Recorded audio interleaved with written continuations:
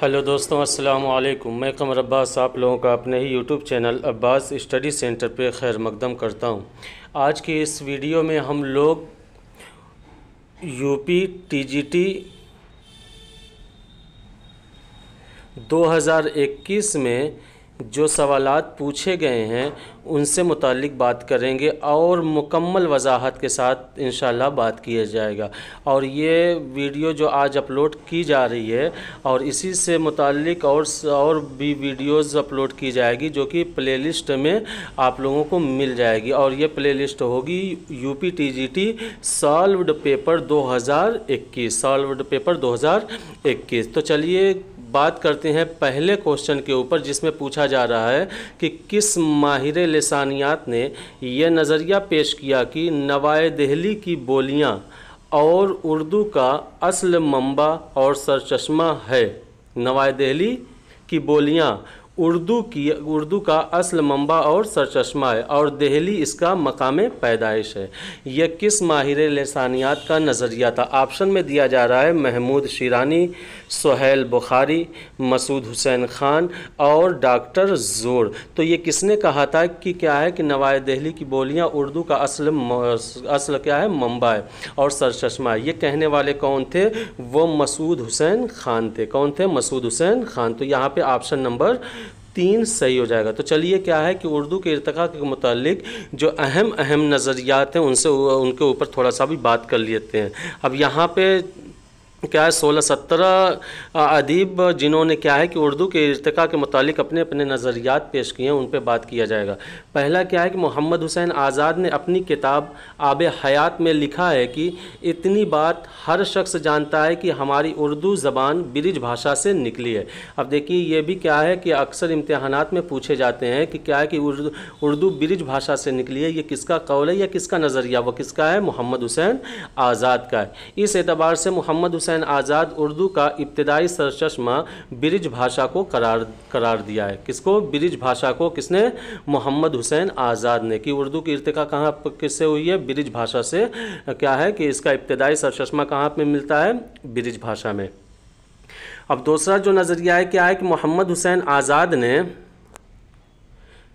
हुसैन आज़ाद के मुताबिक उर्दू शाहजहाँ के अहद में तकमील को पहुँची है। अब ये भी बहुत बार पूछा जा चुका है कि उर्दू शाहजहाँ के अहद में क्या है कि तकमील को पहुँची है। कहाँ? अब देखिए जब उर्दू शाहजहाँ के ज़माने में तकमील तक पहुँची है तो इस नज़रियों को पेश करने वाले कौन थे? इसको भी क्या है मोहम्मद हुसैन आज़ाद ही थे। क्या है कि मोहम्मद हुसैन आज़ाद ने आब हयात में ब्रिज भाषा से और फिर साथ साथ क्या है कि उर्दू शाहजहाँ के ज़माने में तकमील को पहुँची है, ये भी इन्होंने ही नज़रिया पेश किया था। तीसरा क्या है? मीर अम्मन का, सर सैयद का, इमाम बख्श का और सैयद शमसुल्ला कादरी का। ये अब इन्होंने कौन सा नज़रिया पेश किया है? इन सबों ने क्या है कि चाहे वो मीर अम्मन हो, सर सैयद हो, इमाम बख्श हो, सैयद शमसुल्ला कादरी हो, इन सबों ने भी क्या है कि ब्रिज भाषा को उर्दू का असल मंबा करार दिया है। अब देखिए मोहम्मद हुसैन आज़ाद के अलावा चाहे वो मीर अम्मन हो, सर सैयद हो, इमाम बख्श हो, सैयद शमसुल्ला कादरी हो, इन सबों ने भी क्या है कि ब्रिज भाषा को उर्दू का असल मंबा करार दिया है। ठीक। फिर साथ साथ मीर अम्मन ने दूसरा नज़रिया भी क्या है कि पेश किया है कि मीर अम्मन के मुताबिक उर्दू अकबर के ज़माने में पैदा हुई और शाहजहाँ के ज़माने में फ़रोग़ पाई। अब देखिए ये भी क्या है इम्तिहान में आपको देखने को मिला है। क्या है कि किसके मुताबिक क्या है? उर्दू अकबर के ज़माने में पैदा हुई है और शाहजहाँ के ज़माने में फ़रोग़ पाई है। किसका कौल है? मीर अम्मन का कौल है। किसका कौल है? मीर अम्मन का कौल है। मसूद हुसैन खान ने सरज़मीन दिल्ली को और उसके इर्द गिर्द नवाह को उर्दू की जाए पैदाइश करार दिया। अभी यही सवाल में था कि क्या है कि किसने। तो चलिए देख लेते हैं कि सवाल में क्या है, किस तरीके से उन्होंने किस सवाल में क्या था कि क्या किस माहिर लिसानियात ने यह नज़रिया पेश किया है कि नवाए दिल्ली की बोलियां उर्दू का असल मंबा और सरचश्मा है और दिल्ली उसका मकाम पैदाइश है। तो ये क्या है? मोहम्मद हुसैन आज़ाद का। इसी को थोड़ा सा इधर उधर उन्होंने क्या है लफ्ज़ को इधर उधर करके उसको सवाल बनाया था कि सरज़मीन दिल्ली और उसके गिरदो नवाह को उर्दू की जाए पैदाइश करार दिया है। किसने? मसूद हुसैन खान ने। फिर उसके बाद क्या है कि मसूद हुसैन खान ने लिखा है कि नवाई दिल्ली की बोलियां उर्दू का असल मंबा। यहाँ तो लफ्ज़ ब लफ्ज़ वही उठकर आ गया कि नवाई दिल्ली की बोलियां उर्दू का असल मंबा है। असल मंबा तो किसने कहा है? मसूद हुसैन खान ने। फिर उसके बाद क्या है कि 7वें नंबर पर है कि महमूद शिरानी ने अपनी किताब पंजाब में उर्दू में ख्याल पेश किया है कि उर्दू की दाग बेल पंजाब के इलाके में हुई है। अब इसको भी क्या है, तरह तरह से सवालात बनते हैं कि पंजाब में उर्दू किसकी किताब है और ये किसने नज़रिया पेश किया है कि उर्दू की जाए पैदाइश पंजाब है या उर्दू क्या है पंजाब से फ़रोग पाई है, पंजाब में फ़रोग पाई है। किसका नज़रिया है? महमूद शिरानी का है। किसका है? महमूद शिरानी का। पंजाब में, और वो कौन सी किताब में? पंजाब में उर्दू किताब में इन्होंने ये ख्याल पेश किया था। शेर अली सरखुश, जॉर्ज ग्रेयर्सन, टी ग्राहम बाली ने भी उर्दू को सरजमीन पंजाब से मंसूब किया है। अब देखिए, शेर अली सरखुश हो, चाहे वह जॉर्ज ग्रेयर्सन हो, चाहे टी ग्राहम बाली हो, इन सबों ने भी क्या है कि सरजमीन पंजाब को ही क्या है कि उर्दू की जाए पैदाइश और उसकी नशोनुमा की जगह करार दिया। किसको? पंजाब को। किसने? शेर अली सरकोश ने भी, जॉर्ज ग्रेयर्सन ने भी और टी ग्राहम बाली ने भी। ठीक।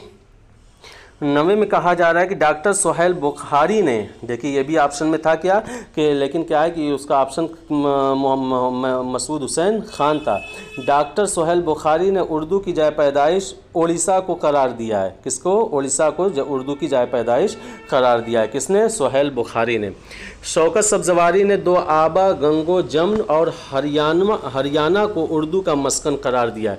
ये भी बहुत बार पूछा जा चुका है कि दो आबा गंगो जमन और हरियाणा को उर्दू का मस्कन करार देने वाला कौन सा माहिर लिसानियात है या कौन सा अदीब है? तो वह कौन सा है? शौकत सब्जवारी है। कौन है? और उर्दू पाली से निकली है, उर्दू पाली से निकली। ये भी किसने कहा है? शौकत सब्जवारी ने कहा है। ठीक। सैयद सुलेमान नदवी ने उर्दू ज़बान के आगाज़ का सेहरा वादी सिंध के सरबादा है। वादी सिंध के सरबादा है। किसने? सैयद सुलेमान नदवी ने, यानी सिंध के सरबादा है। यानी हमारी उर्दू जो ज़बान जो है कहाँ से आगाज़ हुआ है? सरवादी कहाँ से? वादी सिंध से इसका आगाज़ हुआ है। सैयद सुलेमान नदवी ने नक़ूश सुलेमानी में लिखा है। अब देखिए ये जो वादी सिंध से जो निकली है उर्दू, हमारी उर्दू ज़बान, वो सुलेमान नदवी ने जो अपना नज़रिया पेश किया है, ये कहाँ पे मिलता है? वह नक़ूश सुलेमानी में मिलता है। क्या सैयद सुलेमान नदवी ने नक़ूश सुलेमानी में लिखा है कि मुसलमान सबसे पहले सिंध में पहुँचे।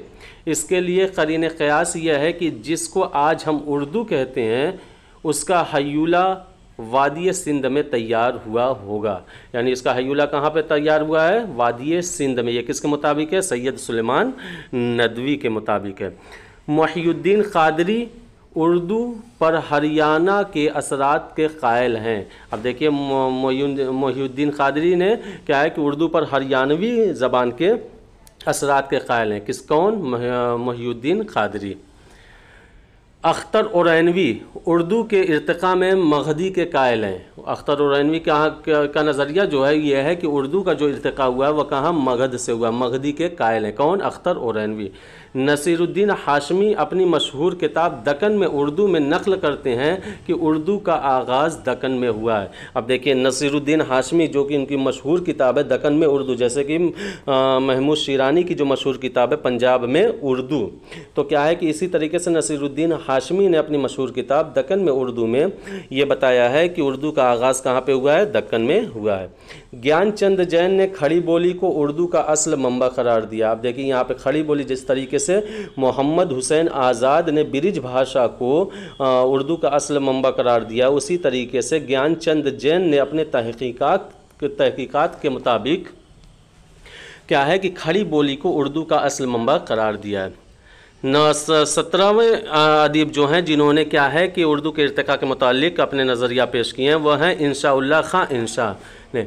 अब इन्होंने क्या नज़रिया पेश किया है कि उर्दू को अरबी, फ़ारसी, तुर्की और ब्रिज भाषा पर मबनी करार दिया है। अब देखिए इंशाउल्लाह खां इंशा वो हैं कि जिन्होंने क्या है कि उर्दू क्या अरबी से, फ़ारसी से, तुर्की से और ब्रिज भाषा इन सब पर मबनी करार दिया है। किसको? उर्दू को। इन्होंने कोई एक जगह के कायल नहीं है कि उर्दू का इर्तिक़ा किस जगह से हुआ या किस ज़बान से हुआ या किस बोली से हुआ। उन्होंने क्या है कि मखलूत कर दिया है कि अरबी से भी निकली है, फ़ारसी से भी बनी है, तुर्की से भी बनी है और ब्रिज भाषा से भी हमारी उर्दू ज़बान बनी है। यह किसका कौल है? इंशाउल्लाह खां इंशा का। दूसरे क्वेश्चन की तरफ बढ़ते हैं कि जिसमें पूछा जा रहा है कि डिप्टी नज़ीर अहमद के नावलों को तमसीली क़िस्सा किसने कहा था? डिप्टी नज़ीर अहमद की नावलों को तमसीली किस्सा किसने कहा? क्या वारिस अलवी हैं, इबादत बरेलवी हैं, या एहसन फ़ारूक़ी हैं, या अली अब्बास हुसैनी हैं? तो डिप्टी नज़ीर अहमद की जितनी भी नावल हैं उनको तमसीली किस्सा कहने वाले कौन थे? एहसन फ़ारूक़ी थे। चाहे वह मरातुल उरूस हो, बनातुन नाश हो, चाहे वह तौबतुन नसूह हो, या इब्नुल वक्त हो, क्या है कि ये जितने भी नावल हैं कि वो डिप्टी नज़ीर अहमद की नावल हैं और इनको तमसीली किस्सा कहने वाले कौन थे?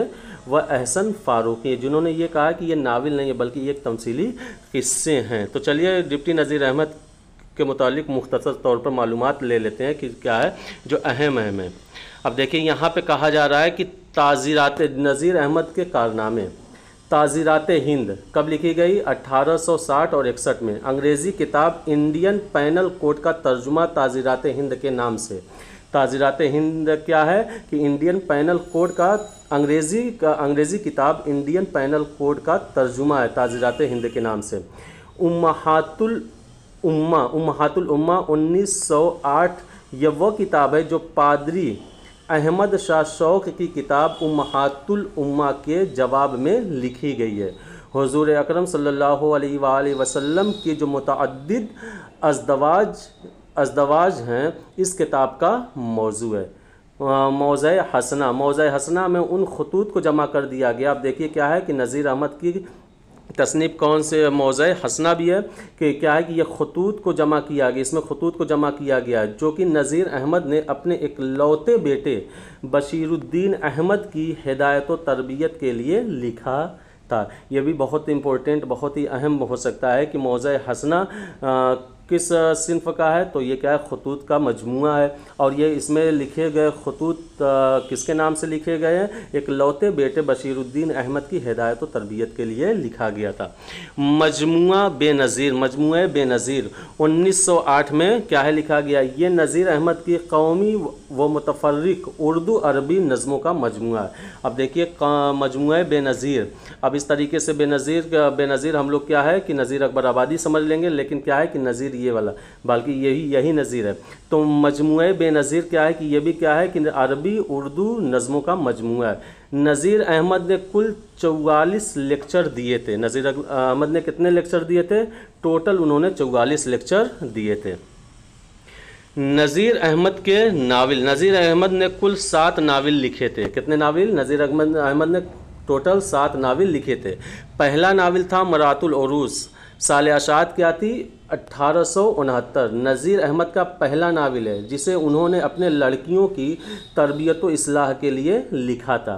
क्या है? मरातुल उरूस। नज़ीर अहमद ने अपनी बड़ी बेटी की शादी पर यह किताब यानी मरातुल उरूस उनके दहेज में दी थी। वह कौन सी किताब थी? यानी अपनी बड़ी बेटी की शादी में जो जहेज़ में दी गई थी वह कौन सी? वह मरातुल उरूस किताब थी। ठीक, नावल थी। दूसरी जो इनकी नावल थी वह क्या है? वह बनातुन नास थी। लेकिन क्या नज़ीर से मुतालिक और देख लिया जाए। नज़ीर के नावल मरातुल उरूस का मौजू लड़कियों की तालीम और तरबियत और इस्लाह है। हुकूमत ने मरातुल उरूस पर नज़ीर अहमद को 1000 रुपये बतौर इनाम दिया था। किस पे दिया था? मरातुल उरूस पे। नज़ीर अहमद ने मरातुल उरूस लिख कर ज़नाना सोसाइटी पर एक इत्तेहाम बांधा। ये कहने वाले कौन थे? सर सैयद थे। कौन थे? सर सैयद थे। मरातुल उरूस के किरदार कौन कौन से? महमूदा है, मामा अज़मत है, मामा दयानतुन्निसा है, हुस्न आरा है। और दूसरी जो नावल थी बनातुन नास थी, ये कब शाया हुई? 1872 में। तीसरी नावल क्या थी? तौबतुन नसूह, ये कब शाया हुई? 1874 में। चौथी जो नावल थी नज़ीर अहमद की वह फसाने मुब्तला थी, ये कब शाया हुई? 1885 में।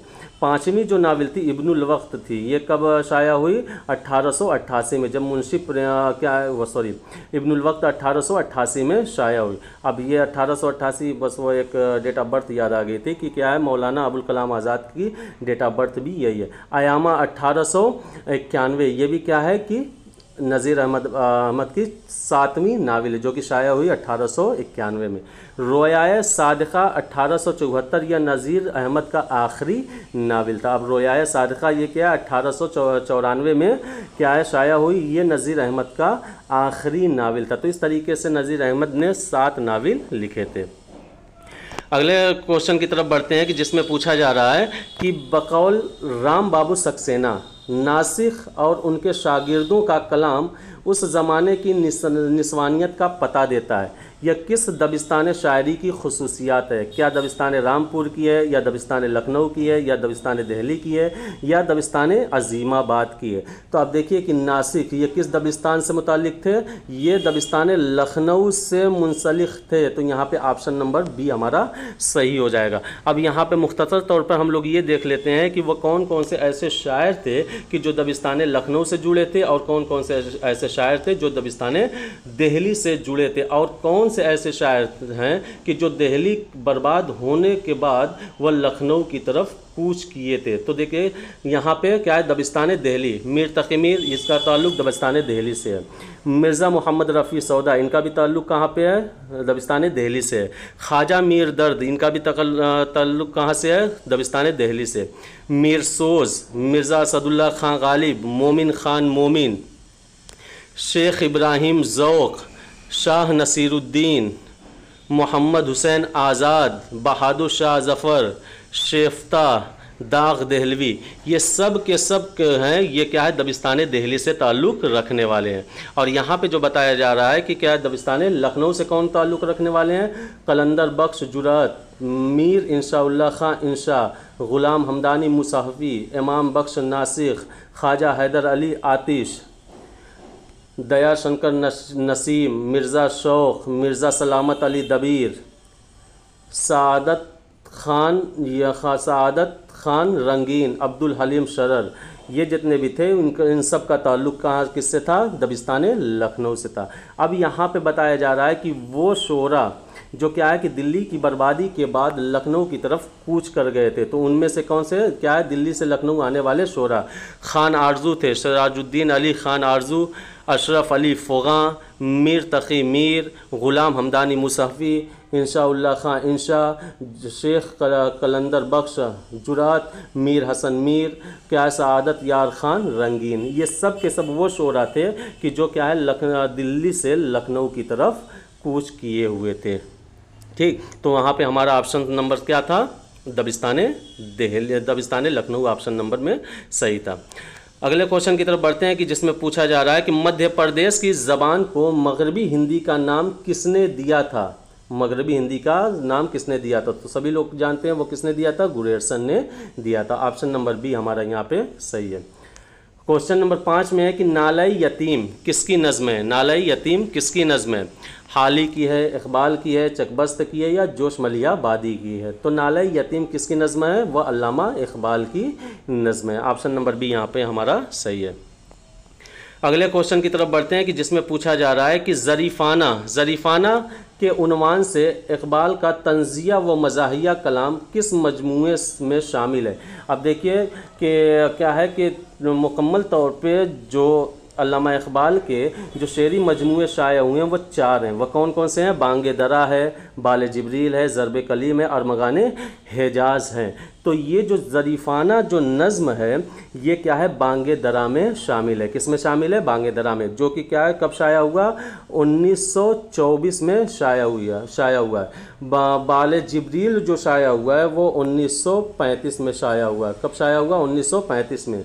ज़रब कलीम जो शाया हुआ है वो 1936 में शाया हुआ, 1936 में।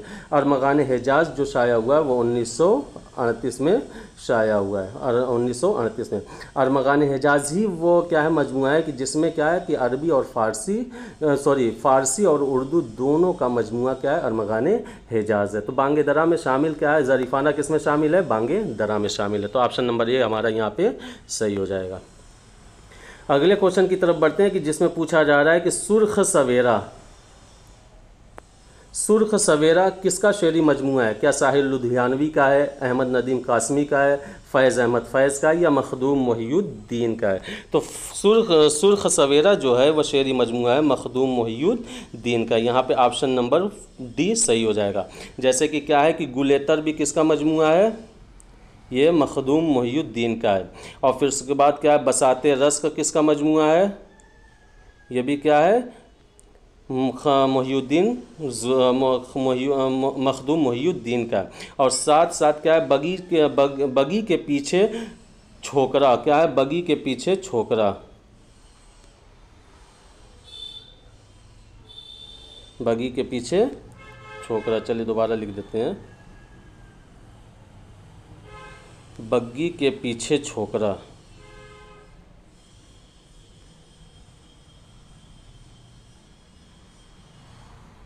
ये किसका शेरी मजमूआ है? ये भी क्या है? मखदूम मोहियुद्दीन का है। तो चाहे वह गुलेतर हो, बसाते रस्क हो, बगी के पीछे छोकरा हो, ये सब के सब किसके शेरी मजमूए हैं? मखदूम मोहियुद्दीन के। सवाल नंबर 8 में है कि क्या है कि नाविल गुरेज के तख्लीक़कार कौन है? नाविल गुरेज के तख्लीक़कार कौन है? क्या रशीद अहमद हैं, अज़ीज़ अहमद हैं, रशीद जहाँ हैं, अज़ीज़ अहमद हैं, इसमत चुगदाई हैं या अख्तर ओरैनवी है? तो जो नाविल गुरेज है वो क्या है? अज़ीज़ अहमद की लिखी हुई नाविल है। यहाँ पे ऑप्शन नंबर बी हमारा सही हो जाएगा। सवाल नंबर 9 में पूछा जा रहा है कि इनमें से कौन दर्द का मुआसिर नहीं है? कौन दर्द का मुआसिर नहीं है? क्या मीर तक़ी मीर, मोहम्मद रफ़ी सौदा, दाग दहलवी या नज़ीर अकबर आबादी? अब इसमें कौन मीर का मुआसिर नहीं है, कौन मीर का हमासर नहीं है? अब देखा जाए कि यहाँ की अगर मीर की डेट ऑफ बर्थ देखा जाए तो वह क्या है?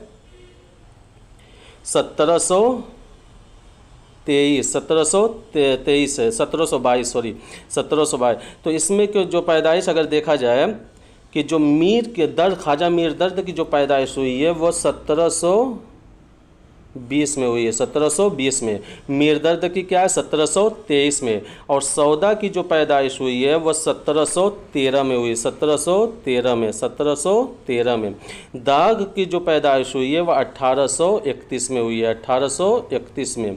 और फिर उसके बाद नज़ीर की जो पैदाइश हुई है वह 1735 में हुई है, 1735 में हुई है। अब इस तरीके से देखा जाए तो देखिए 3 साल का फ़र्क है, 7 साल का फ़र्क है और इसमें 100 यानी 107 साल का फ़र्क है। तो यहाँ पे जो नहीं है वो कौन है? दाग दहलवी है। कौन है? दाग दहलवी। चाहे वो मीर तक़ी मीर हो, सौदा हो, नज़ीर अकबर आबादी हो, ये सब के सब किसके हैं? वो मीर दर्द के क्या हैं? मुआसिर में माने जाते हैं। तो ऑप्शन नंबर सी हमारा सही हो जाएगा। सवाल नंबर 10 में पूछा जा रहा है कि किस शायर ने कलकत्ता में भी क़याम किया था? क्या गालिब ने, मीर ने, मोमिन ने या चकबस्त ने? तो क्या है कि इसमें सही जवाब होगा ऑप्शन नंबर ए, गालिब ने पेंशन की वजह से क्या है कि कलकत्ता का सफ़र किया था। और क्या है कि इन्होंने क्या है 20 फरवरी